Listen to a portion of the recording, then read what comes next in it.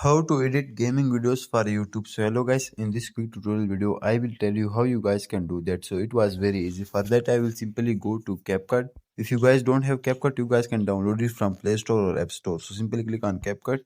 Now here you guys will simply click on new video. Now import the video of your game. Now click on edit. Now here you guys will see that type of interface. So for cropping some part, you guys will simply click on that video. Here you guys can see split. So for example, I want to crop from 4 to 10 second that time frame. So I will simply go to 4 second. Here I will simply click on split. Now I will go to 10 second. Now I will click again on split. Now here you guys can see two crop option. So I will click on that center. Now I will click on delete. That part was removed. So that's how you guys can remove unnecessary parts from your video games or clips.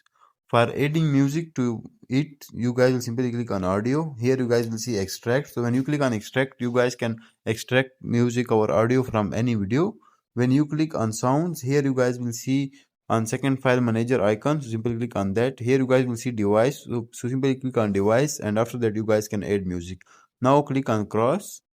Here you guys will see record. When you click on record, here you guys will see blue type of icons. Simply click on that, and here you guys can do voiceover, and you guys can add your commentary to that. For